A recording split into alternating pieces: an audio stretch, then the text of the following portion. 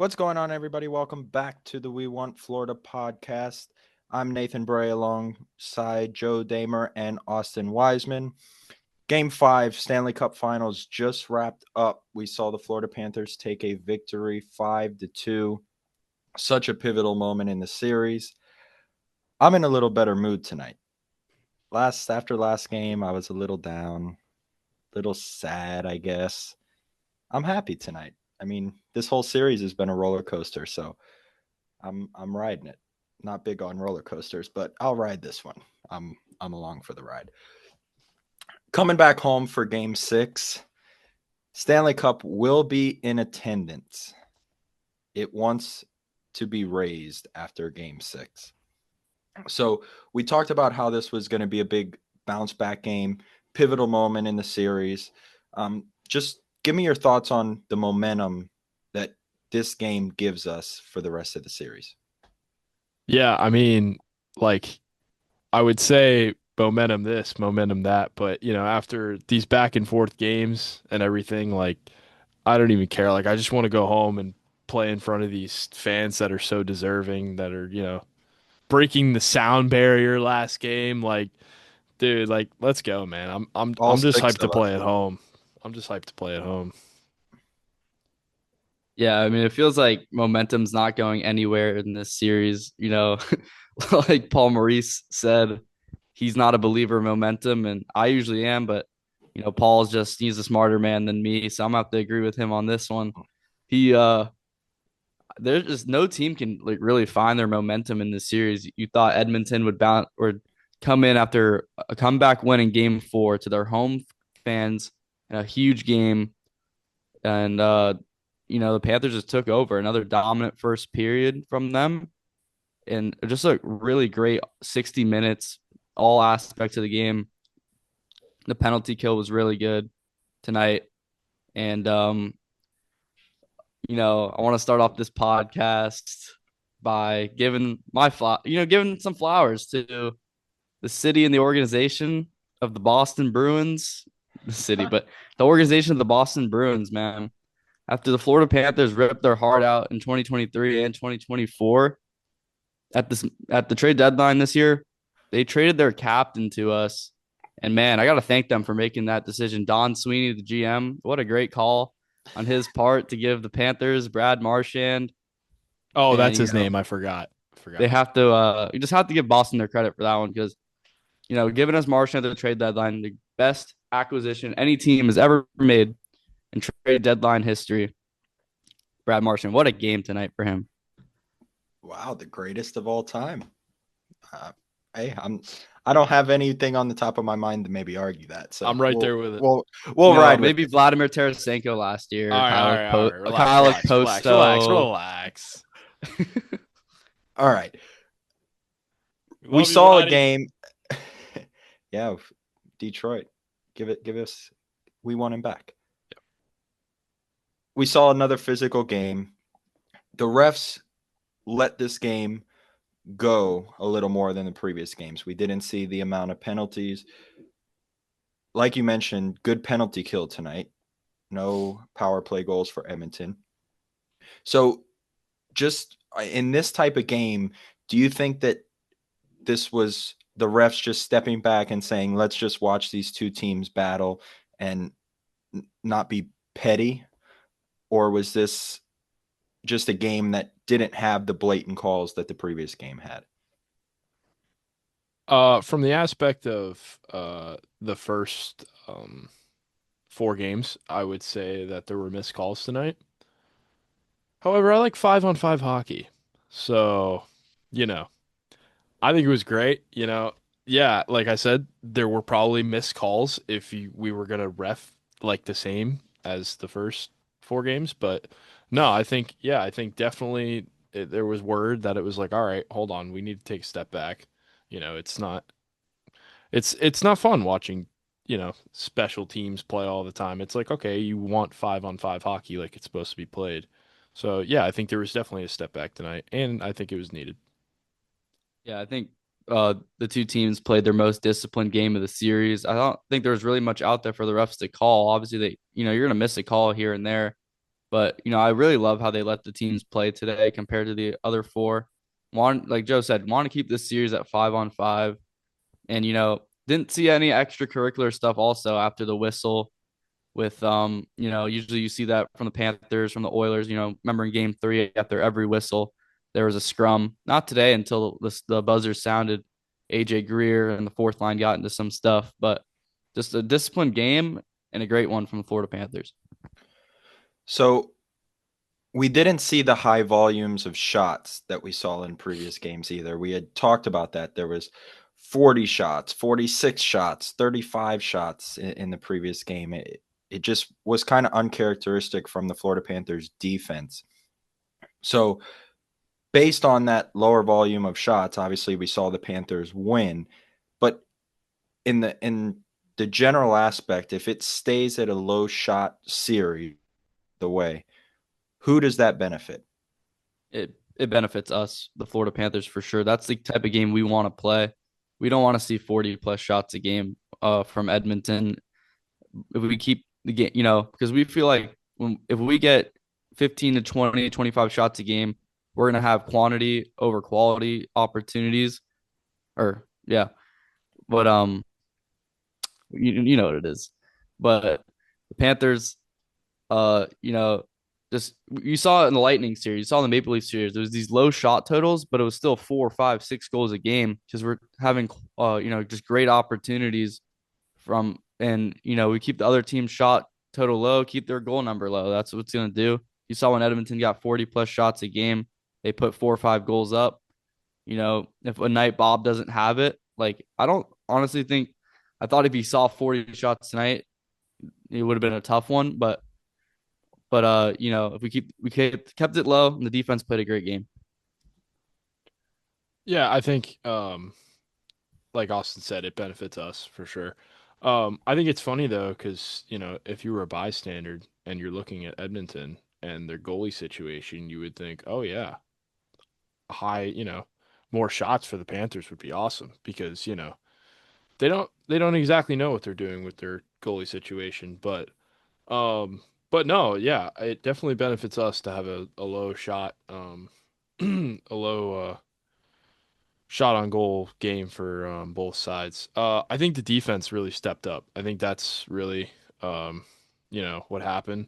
I think more of this game than any game before. I mean, you really saw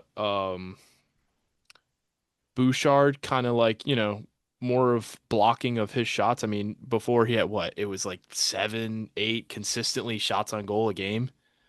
I mean, he had what, 3 tonight? Yeah, 3. Um, Ekholm had 4, whatever.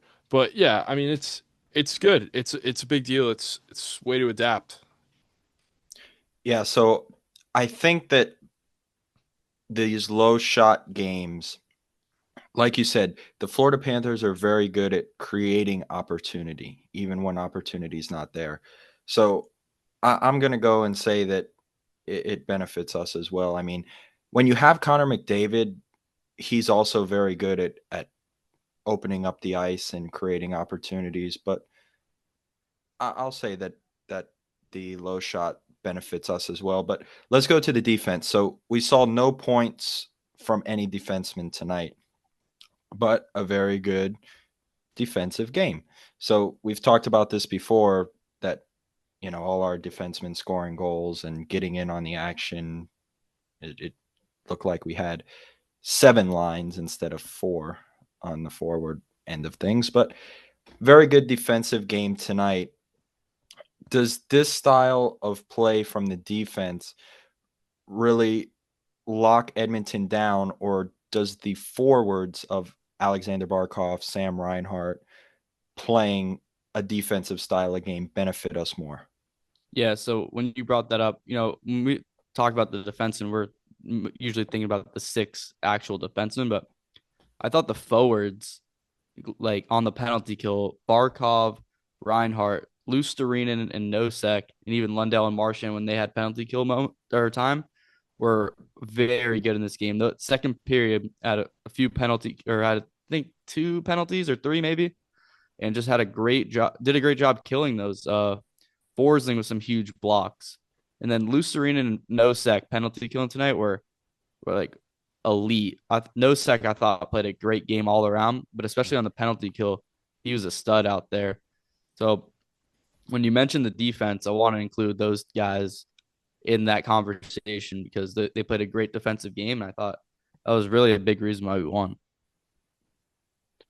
Yeah, I couldn't agree more. I think, yeah, the defense really showed up tonight, and that caters more to our game, like you were saying, the low shots on goal total.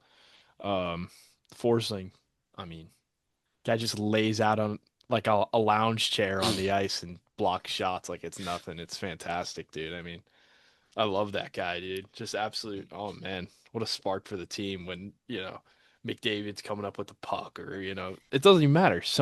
Anybody on the Oilers coming up with the puck, and Bob's got to make big save. Oh, here comes the lawn chair, dude. It's fantastic, dude. Yeah, all these different elements that we've already got into just really falls back to Florida Panther hockey, and that's what we saw tonight, and that's what we needed to see in this whole series was just stick to our core, stick to our identity, stick to what we're good at. And tonight, I think we saw a lot of that all the way around. So before we get to our goal scorers, I want to go just to Connor McDavid real fast. We won't give him much time, but we saw him on the score sheet, and my take on this was in that second intermission, he needed any spark that he could get to maybe get his team going, and he just made a good play, was in the right position, great pass, put it in the back of the net, was hoping for a spark. We saw a couple opportunities that came up right after that, but really shut down by the Florida Panthers. So that's my take on the Connor McDavid goal. I think that was really just a desperation mode, trying to spark his team up. You guys see that any different way? Like when Connor McDavid, this is gonna sound weird, but when Connor McDavid scored that goal, I almost like was kind of like celebrated it for a second. Hear me out on this, because when he scored that goal, I was like, I didn't want him to be in this series with 0 goals, knowing he's due and he's gonna get a big one because he's Connor McDavid, the best player in the world. I almost felt like him getting that monkey off his back, having a goal in this series in a time that it didn't really matter was like I don't know why, but it made me feel like happy about it because I feel like I said, I don't want him to have 0 goals. So when it comes down to when we go into game 6 and a potential game 7, the whole world's like, here's Connor McDavid, that he needs a goal. And Connor McDavid, whenever he's been needed, always comes through. So I feel like, just it was him getting that one was like I really liked it. Just that's all I got. I don't know. So you'd rather it happen now than later, is what? Yeah, basically. I agree, So and I don't, and I don't think momentum's a thing, so I don't think it'll carry over in the next game. Yeah, that's part of what I was trying to get at. Yeah. Words weren't coming out right. However, I will say, who didn't score tonight? A goal, and still hasn't scored a goal. Mr. Alexander Barkov. So is he due next game, or what does that mean? Oh, I didn't think about that. I like it. So I I guess we won't even have to give our goal scorer predictions at the end. I already know who you're going with. No, I said a couple episodes ago when we were talking about the Leafs core 4 and the Panthers core 4, how I didn't care if Alexander Barkov scored. And this game was like the total like of what that is. Like he didn't score a goal, and he played such a good game outside of that. Like he had an assist. He was amazing on the penalty kill. He was amazing in the faceoff circle. He was winning every battle on the boards tonight. I thought Barkov outplayed. I honestly think he outplayed McDavid tonight, but I think he played one of his better games of the series. Yeah, good. He did have an assist. Good pass to Reinhardt on that goal.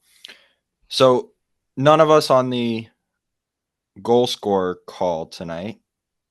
However, we've said his name probably every episode by now because it feels like he's scored in every game and he's always doing something. Mr. Brad Marchand, 2 goals tonight. And I want to just go to the second goal. What a move in that second goal. I mean, just split the defenseman through the 5-hole. Can't ask for much more.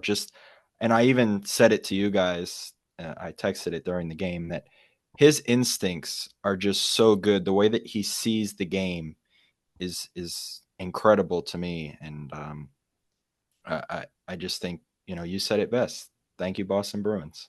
Yeah. For Martian, I thought tonight, or I think, him being 37 years old and see how he moves with the puck and even without the puck on the ice, so shifty laterally, and how he moves between defenders and being a little smaller than them probably helps that. But he's so quick for being that old, being 37, a veteran in this league. You think he'd be worn out, but he moves so fast. I don't even want to say you said the second one he made what an insane play, and that was, but also in the first one, that's the hockey IQ. Right off the faceoff draw, just goes straight through the middle of the two defensemen, splits them top shelf. And then what a movie made on the defender on the second goal. And then through the 5-hole. We've seen him do that many times. What a game from Brad.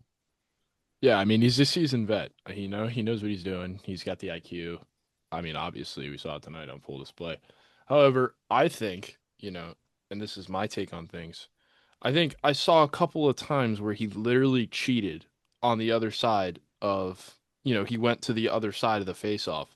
And I don't think that's in the belief that Lundell's going to lose the faceoff or anything. I think that's belief in Louis Sturinen and our defenders behind them that, okay, they can handle this if I go to the other side and I'm fast enough that I can break away and potentially score. That's what we saw tonight. But I think he's just so smart that this is what he's thinking in his head. And we've seen that kind of play on multiple of his goals. I mean, in every game, that's kind of been the way that he's gotten these breakaway opportunities and ultimately scored the goals when we needed. And you mentioned Lundell Luostarinen, 5 points in total from the third line tonight. We saw the empty netter from Luostarinen, which ultimately, I mean, the game was sealed before that, but that put the cherry on top. And another guy who we've mentioned probably in every episode multiple times, I would think, and that's Sam Bennett with another great goal tonight. And Sam Reinhart. The Sams were hot tonight. So, and I also texted this to you guys. We saw Sam Reinhart with an absolute snipe. He got some traffic in front, fired it on net, hits the back. That play to me, we saw Alexander Barkov fight behind the net, make a good pass. Reinhart delayed just a split second, get the traffic, shot. That looked like the Sam Reinhart, Alexander Barkov that we're used to seeing. And I just thought that the first line tonight definitely stepped up in so many ways. Yeah, I said in game 3 how that game was such an important game for Sam Reinhart, how he built his confidence back from, that game 2 where he, in overtime, he misses the net on the breakaway. I thought he looked a little bit lost. And in game 3, just finding the back of the net, and it sparked him. He's gained confidence. He's scored in every goal since, scored in every game since then. And, he's one of the best goal scorers in this league. He scored 57 goals last year, then got paid, and then put up another 37, had the game-winning goal in game 7 last year. We know what type of player he is, and another just really good game from him. So that sounds like to me that you believe in momentum. Hey, he got the goal and now he's scoring. So I believe in don't know. confidence. I think when you could make a play that gets you going into the next game with confidence that you're going to go into the next game firing the puck, trying to make a play, playing aggressive, not playing soft. And yes, it's technically momentum, but he's shifty with his words, folks. He's shifty with his words, but we'll go with it. We'll go with the confidence run. Hey, I'll take it. Whatever you want to call it, confidence, sure. Momentum, a goal scorer, a shooter, whatever. He's making plays when we need to. So, fourth line doesn't pop out on the goal sheet tonight. But what an incredible game from the fourth line. They played hard, you know, kept pucks in the zone, were winning battles. Just a really, really good game from the fourth line. And they've been good since, I mean, game one was a little, I guess you could say, a bad game from the fourth line. They've been good since then. Hopefully that continues, because if they play the Florida Panther way, the identity line, hard, physical, not take penalties, keep the puck in the zone, time of possession, wear Edmonton down, I mean, that's all you can ask for. Yeah, I mean, the thing that really stood out to actually, you know what? Speaking of, I'm going to stand. The thing that really stood out to me was the absolute display of discipline today from the fourth line. I mean, it's no secret that, Greer knows how to take penalties, you know what I'm saying? So, oh, sorry, I'll sit down. But no, yeah, no, but seriously, he knows how to take penalties, and for the boys to come out today, be physical, have energy, you know what I mean? Nosek, hell of a game, man. Oh my God. That Tomas Nosek, man. Like, Paul was right about you, buddy. But no, for them to come out seriously and, play the game, you know, we don't need goals for them. Austin says it a million times. We don't need it. It's not an expectation. We need energy. And they supplied it tonight.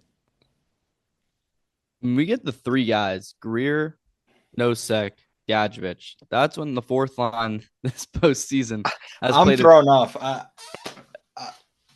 This when we get those three guys, this fourth line plays unbelievable hockey. When they put Boqvist in there, it doesn't work the same. When they put Sturm in there, it didn't work the same.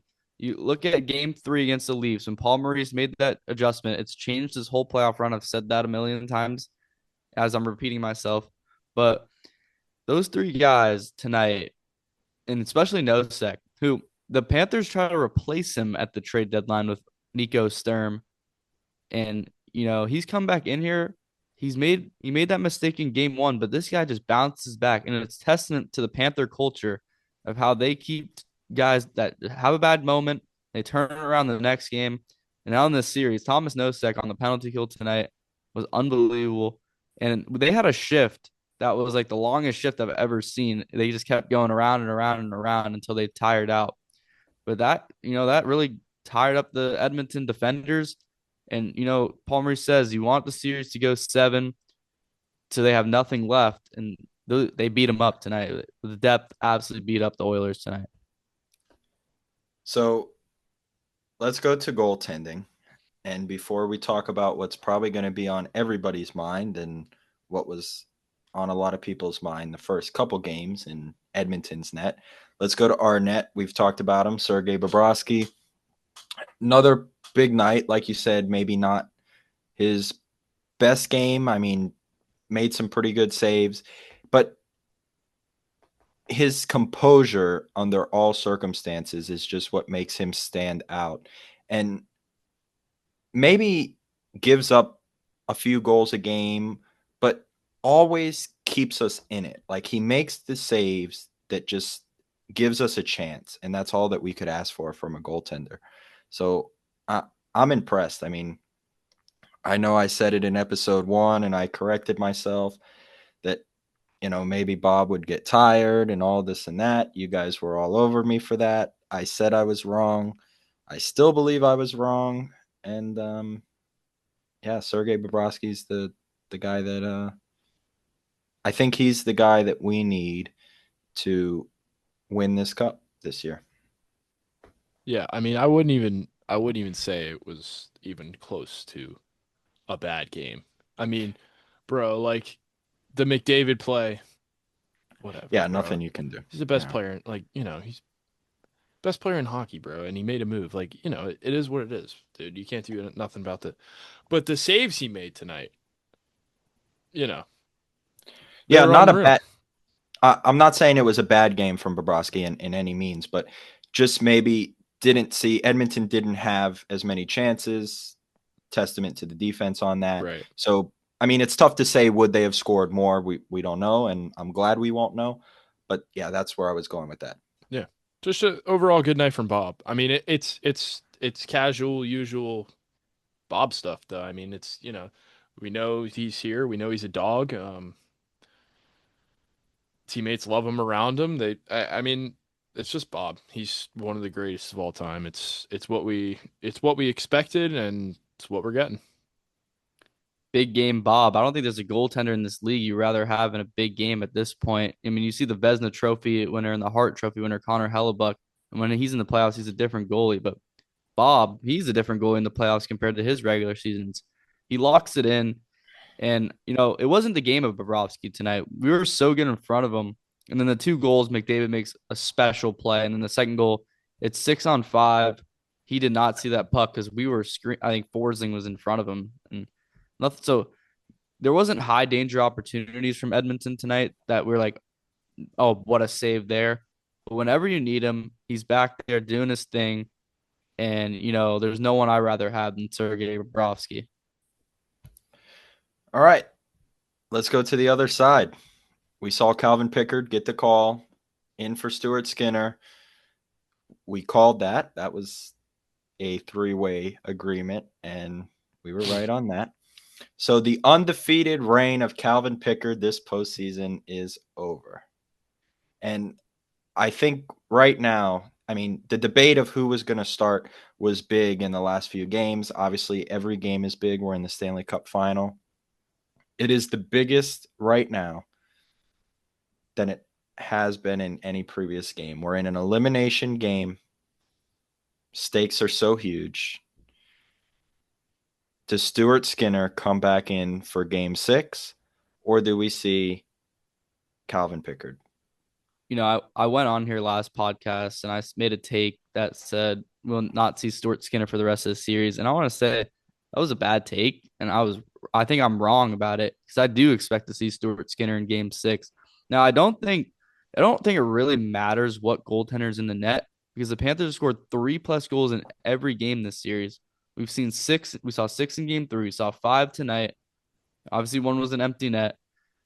But I think the Oilers, and this is going to be the toughest decision of maybe the career of Coach Knobloch of the Oilers, because what way do you go? You haven't seen enough from either goalie, but I feel like you got to go back to your starter. He's the guy. He's got more talent. He's more proven in this league, and I think you got to go back to Stu because you didn't see enough from Pickard tonight. And I don't want to. If I was an Oilers fan, if I was an Oilers coach, I wouldn't want to go with my season on the line next game with a guy that was playing in the AHL just a little bit ago. I want to go with my starter, and I think him going back in will help rejuvenate them again, like Pickard going in. I think they got to go back to Skinner. I think he's going to bring them some energy. They're going to play for him. So, yeah, I was wrong on that take. But, it's not for sure that we're going to see Skinner, but I expect to. It's flip a coin. I mean, Basically. if I was the coach right now, I'd be probably thinking, well, not probably, I'd be thinking about this for the next forever until the game. I'd be thinking about this friggin' 20 minutes before the game. I mean, it's a really tough call to make. I said the same thing about Skinner. But I don't necessarily believe that I don't know. I really don't know what I think. I could sit here and make a pros and cons list forever. I mean, Wow. it's that tough of a decision. Yeah. I guess I agree though, ride or die when your season's on the line and both goalies are like, they have a good game and then they don't. You probably have to essentially die with your starter if you're going to die.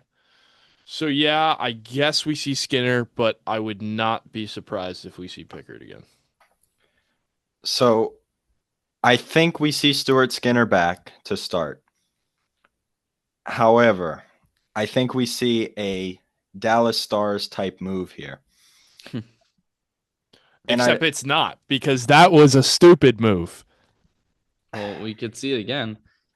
Okay. But I want to make one more point is I think Edmonton's got to figure out what's in front of their goaltender. It's not like It's not really the goaltender. Yeah, we know these goaltenders aren't good, but you've been in the Stanley Cup back-to-back years without a good goaltender. These 6D got to figure it out. They got to figure out which ones they're going to put in game 6. And I think that's even a bigger decision. Will they go back to Klingberg? What are they going to do with Stetcher? They got to be better in front of their goaltender because even though a lot of these goals, Panthers have scored a lot of goals. A lot of these goals are honestly goals that not any goal is going to stop. It's not like we're just beating the goaltender. We're beating the defense also.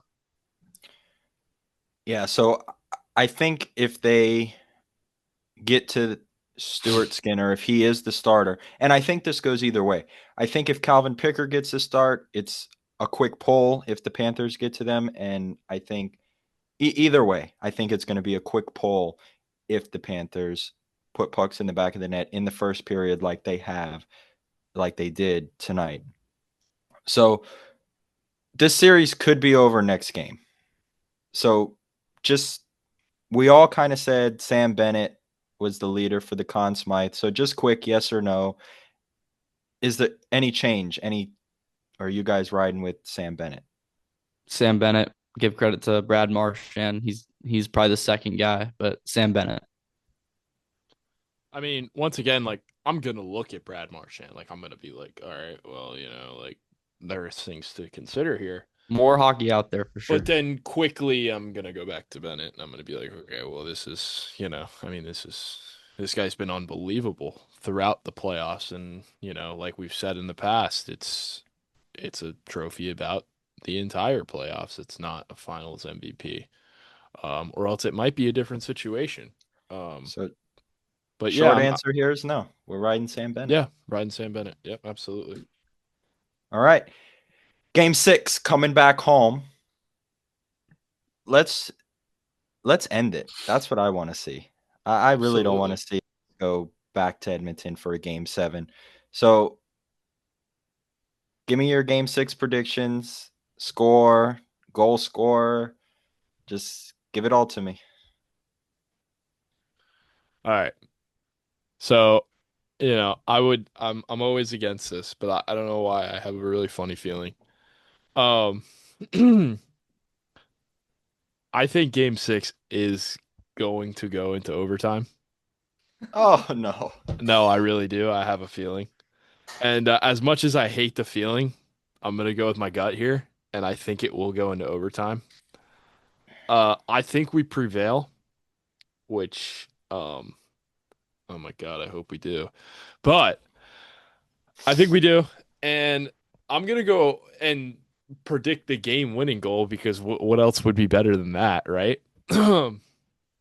And, I mean, how poetic would it be if Alexander Barkov was to score the game 6 overtime winner to race it? I mean, you can't write it up better, right? Like, I just think that it's a match made in heaven, and I think that I just want to see it. That sounds a lot like, my video game NHL 25, what would happen. Well, look at this series. I don't, I'm the overtime guy. This is the one game that I'm begging for no overtime because if we go into overtime and we lose on home ice in overtime, I don't talk about momentum, but that's the one thing you don't want to mess with momentum. This guy said momentum 5 times. All roads lead back to momentum. Don't let a team go into game 7 with winning in overtime, and then you have the biggest game of your life. But I mean, we saw a similar thing in 4-5. But so on game 6 at home, there's no one. Lord Stanley's in the building. No one on that organization wants to fly back to Edmonton, take that long flight, except for maybe Brad Marchand's poker game. But I was thinking this. But man, we don't want to board that flight. So we have to get it done at home in front of the home crowd. Last year we got it done in front of the home crowd. I'm going 3-2. The Panthers have scored 3+ goals in every game, and I was thinking, let's just say 4 or 5 goals, but I'm gonna say 3-2 because I think Edmonton's gonna try their best to defend with their season on the line. Panthers have not been the best in closeout games over these last few years. And, Edmonton first time season on the line, this postseason. So we'll see what they're going to have in the bag. As far as the goal scorer, in this type of game, when the Stanley Cup and Lord Stanley's in the building, you have to go with someone who's meant to score big goals. And, that's usually, Carter Verhaeghe, Sam Reinhart. This time around, I'm going to go on Matthew Tkachuk and saying, I thought he had another couple great chances today. So how about Matthew Tkachuk giving us back-to-back? Matthew Tkachuk, Alexander Barkov. Very chalk, very chalk. Yeah. I'm going to go, you mentioned his name. I'm going to go Carter Verhaeghe. I have his shirt on. I rep Carter Verhaeghe, one of my favorite players. Yeah, I not have too a outside of the Gadget box. shirt on. What does that mean? Not too outside of the Wow. box from us. What about a Gadjevich goal? Hey. I'm not even kidding you. I would throw up on my carpet. It would be Oh my, what? It would be unbelievable. Wow, that's a That's take one of way. the century. Sorry. Yeah. It would Okay, so I'm gonna go 5-3. I think I've predicted 1-goal games. I'm gonna go off my rocker and say 5-3 game. We win it in 6, just like I said in episode 1. I hope I'm right on that. And yeah, that would be great. I'd love that. So winning the cup at home, so huge. Everybody last year, oh, we want to win it at home. We want to win it at home. We did. This year, we want to win it at home. We do not want to go back to Edmonton in a game 7 because we know Connor McDavid, Leon Draisaitl, obviously the whole team, but where the pressure rides on that team, and I don't want to see desperation mode out of those two guys. So we need to get it done. Big game, as always. I think I've said that every episode, but every game is a big game. I mean, this is the biggest game yet. There we go. I'm going to change it up a little Every bit. game gets bigger. Every game gets bigger. I think we end it. That would be Tuesday, Austin's birthday. That would be a great birthday gift for you. Oh yeah, 100%. Stanley Cup Final victory on your birthday. Let's lock it in. I hope If so. we do go to a 7, though, still got so much belief in this team because we're road warriors. But let's get it done in 6 here. Yep. Let's close it out.